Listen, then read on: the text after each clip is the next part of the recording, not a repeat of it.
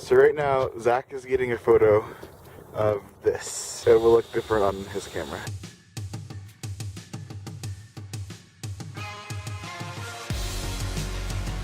I'm Zachary Barnes-Fagg, and I'm a photo and video artist. I just like things that I guess I find funny with my videos. I do a lot of different things with my videos. I'll do like video mixing for my buddy Khalil every Friday, where I do video mixing for him. But that's all like kind of like based off of like, it's more of like a design thing, because like I'll take content that performers like, and then I'll just mix it in my own sort of process live with like videos and animations and things like that. I guess I just like shapes, colorful things, very childish, kind of like looking through the world with rose-colored glasses, and also things that make me feel comfortable. The stock show, I went to the stock show and took a lot of photos of that, and that was really fun. Try and also keep it as simple as possible, because I think that there's just a lot of like value to that. It's honest to myself. Contemporaries in photo and video. Video contemporaries, Matt Lane. He's actually taught me pretty much a lot of different processing and like video workflows. He's a pretty big inspiration in terms of just like technical and also aesthetic choices. And him and I seem to have like a lot of very kind of similar ideas when it comes to making work, that we do try to make things that are honest to ourselves and that are kind of focus on things that we enjoy. Marcia Mack does good video, huge inspiration for me, and actually kind of I've looked to him a lot in terms of like how he like edits video or like how he shoots video, but also just his content and his sense of humor. Is Jack Houston. He lives in New York now, but he used to live here. He's incredible. He's a really, really good video artist. Almost got the address, but I made sure I panned down really fast and not. Yeah, photographers, I really like Alexander Ablola, David Brandon Geating, amazing artist. Oh, Zach Rainey, really good artist. I like Alex Fiedler's work as an illustrator. Oh, Jasmine and Taylor Barbosa, a perfect example of people who are very honest with their work. Vulnerable, very powerful, and like you immediately get it.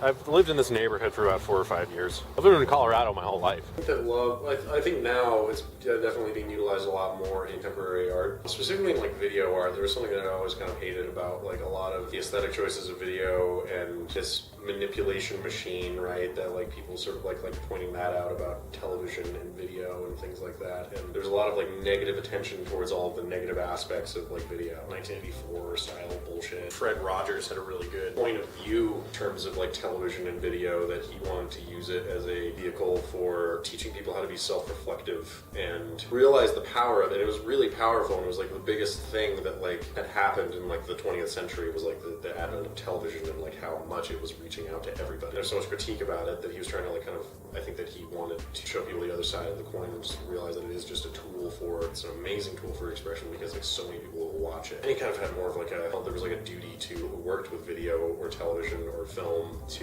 allow for self-reflection and thought. He says people in our society are so concerned with noise rather than silence, and there's so much to be like taken from the quiet times. Fred Rogers is a huge inspiration for me, specifically in like his content, because he was so radical for like his television stuff. Like for one segment he just turned on an egg timer till 1 minute.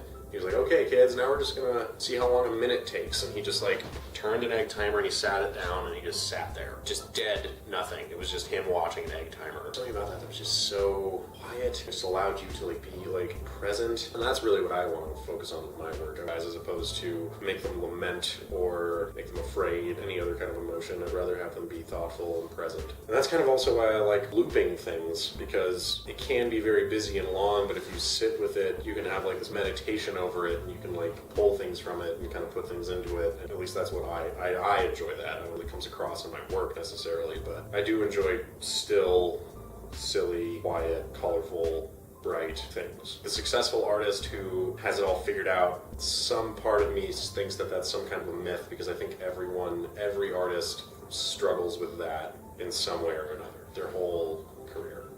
Like, I don't think that it's ever going to go away. Like, at least that's my kind of take on it. But I would say, if you're nervous about making work, or if you're nervous about having people view your work, just keep doing it.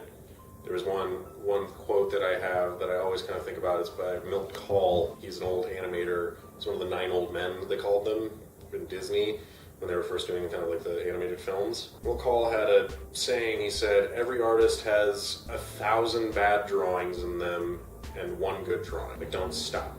And even if you think it's bad, doesn't matter. If it's bad, then it's bad, but keep going. One thing I would suggest to every artist is like go to a DIY show. Those people in that community, the ego is almost non-existent most of the time, in my experience. Like it's just people who are there and they love doing what they do. They love the people that they're around. That's all that matters. Money and fame and esteem and all of things like that, at least in my experience with it and how I have kind of like approached it, doesn't really matter. That is a perfect kind of incubator for ideas, methodologies, and also those people just know so much. Like there's just it's just a fortune of information and experience that is at your fingertips, and it's right there, and it's for free. No hierarchy. I'd say just find communities that will support you. I don't consider myself a successful artist by any means, like in the conventional sense. I think that I've just come to a conclusion that I'll never stop doing it, and that's fine, and I'm happy with that. I like ladders a lot. They really do. I work at the Denver Center, and we use ladders pretty much every day. Practically, they're awesome. I use ladders every day at my job. They make life very easy.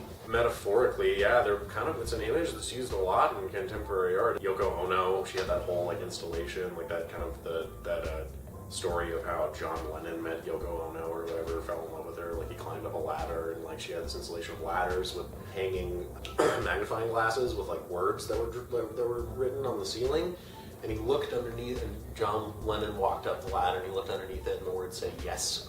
Ascension, like a higher calling. But really, my kind of take on ladders is just a utility way. I think they're cool. One side is like, good camera makes good image. Sure, yeah, it definitely does. I think that you can do a lot more with an expensive camera than you can with like an iPhone. You don't need it. That's one thing that I kind of have been inspired. Like if I don't have my camera with me, I'll just use my phone, and that kind of will do. I don't think there needs to be a great emphasis on the type of camera that you use. And I don't know, it's fun. Like that's also a fun aspect of photography is like the gearhead like aspect, kind of geek out on gear, and that's a big element of making video or taking photos or anything like that. That's one thing that I really like what Matt Plain does a lot, is that he is really into gear and like circuit bending, but he also treats them as like sculptural objects that he thinks they're very beautiful design wise. I like both ideas. I think that it's really cool now that if he wants to make movies, he was inspired to, doesn't need anything more than an iPhone, like and $0. Personally, I don't think you need an expensive camera.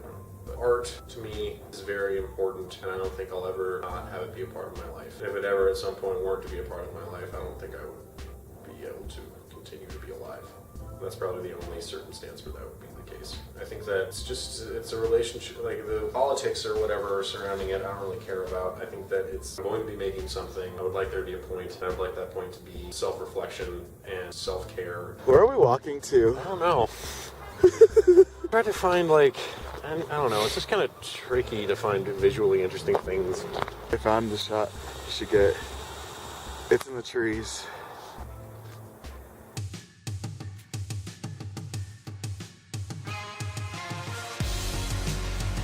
More people die off of ladders every day than cancer.